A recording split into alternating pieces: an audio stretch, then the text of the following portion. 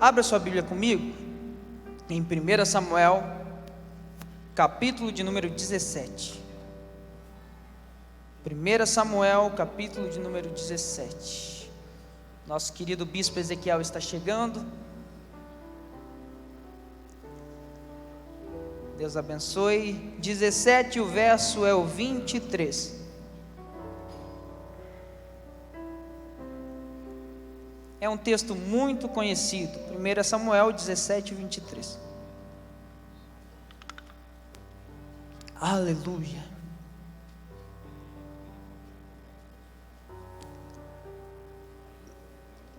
Leiamos a palavra do Senhor.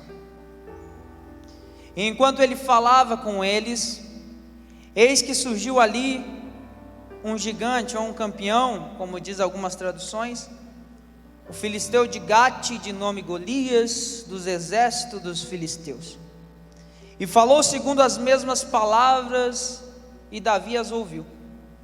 E quando viram o homem, todos os homens de Israel fugiram dele e ficaram muito temerosos. E os homens de Israel disseram: vistes esse homem que surgiu? Certamente ele subiu para desafiar Israel. E será que o homem que o matar, o rei enriquecerá com grandes riquezas e lhe dará a sua filha, e fará livre a casa do seu pai em Israel? E Davi falou aos homens que estavam juntos a ele, dizendo: o que será feito ao homem que matar este filisteu e remover a vergonha de Israel? Pois quem é este filisteu incircunciso para que grite, desafie o exército do Deus vivo? E o povo respondeu de maneira, dizendo: assim será feito ao homem que o matar. E Eliabe, seu irmão mais velho, ouviu quando ele falava aos homens, e a ira de Eliabe acendeu-se contra Davi. E ele disse: por que descestes para cá? E com quem deixastes aquelas poucas ovelhas no deserto? Eu conheço o teu orgulho e inconveniência do teu coração, pois descestes para que pudesse ver a batalha. E Davi disse: o que fiz eu agora? Não há causa. E ele virou dele para o outro e falou da mesma forma, e o povo respondeu novamente de forma anterior. E quando as palavras que Davi falou foram ouvidas, eles relataram diante de Saul, e ele mandou buscá-lo. E Davi disse a Saul: que não falhe o coração de nenhum homem por causa dele. O teu servo irá e lutará contra esse filisteu. Pode tomar seu assento, por gentileza?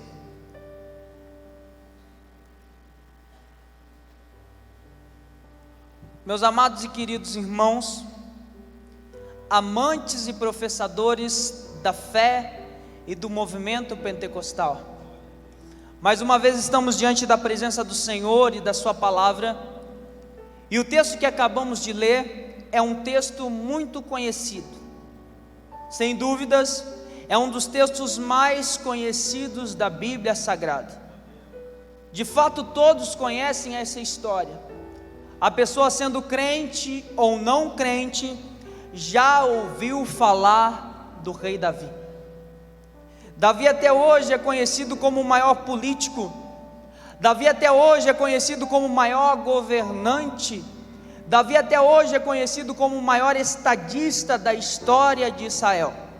Tanto é que tudo que tem de bom em Israel leva o nome de Davi.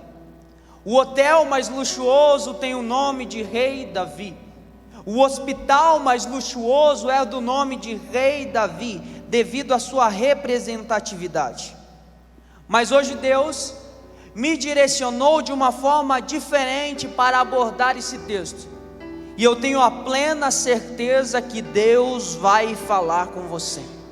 Deus está aqui, pastor Daniel, mas talvez você pense: eu não senti nada ainda. A fé não é o sentir, a fé é a certeza, a fé é o saber. Eu sei, eu tenho certeza que Deus está neste lugar. Enfim, todos nós conhecemos a história de Davi. Nós sabemos que Davi foi ungido a rei sobre Israel pelo profeta da época.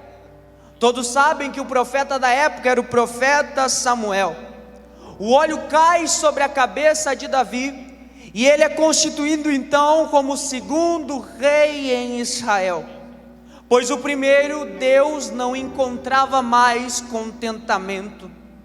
Todos nós conhecemos e conhecemos muito bem a história do rei anterior a Davi. Estou falando do rei Saul. O rei Saul, que no segundo ano do seu reinado vai cometer um erro gravíssimo. Quando ele vê o povo de Deus retrocedendo, ele vê os inimigos chegando, e ele vai sacrificar pelo povo. Só que ele não tinha autoridade para isso. O único que tinha autoridade era o profeta da época, que era Samuel. Quando ele sacrifica, é nesse exato momento que Samuel chega e pergunta a Saul: o que você fez? Saul vai dizer: o povo estava chegando, os inimigos estavam chegando, o povo de Deus estava fugindo e você não tinha chegado.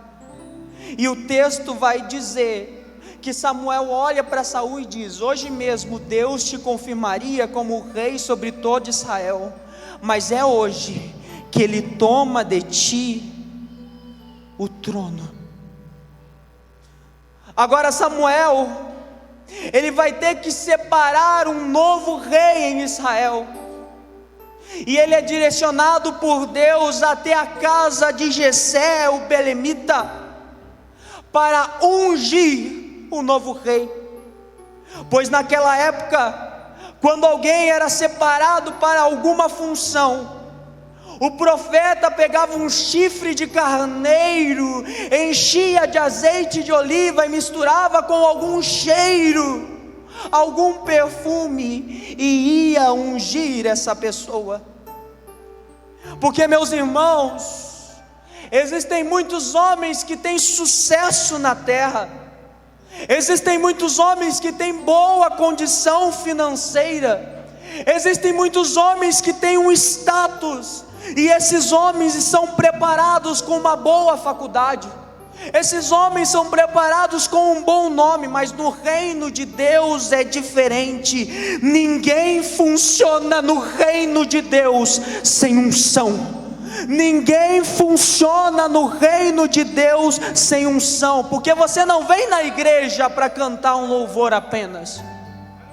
Você não vem na igreja apenas para ouvir uma boa pregação, não. Você vem na igreja para receber unção. Você vem na igreja para receber unção. Eu tenho algo para te falar. Se a unção não caiu sobre a sua cabeça, é hoje que o óleo do Espírito Santo cai sobre você e te levanta para uma grande missão.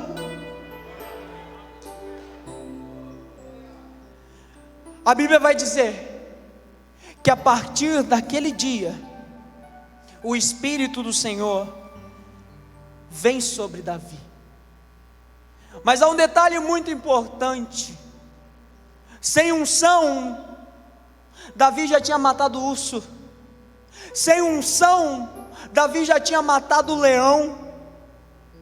O Espírito ainda não estava com ele, mas ele já tinha operado muitas coisas, porque existem muitas coisas que você pode fazer sem unção, mas o que transforma uma sociedade, o que transforma o Rio de Janeiro, o que transforma o Moçambique é a unção. O que transforma é a unção. Existem muitas coisas que você faz sem unção, mas o que transforma a história de uma sociedade, a história de um bairro, a história da sua família é a unção, é a unção do Espírito Santo. Porque o que transformou a sociedade não foi matar um leão,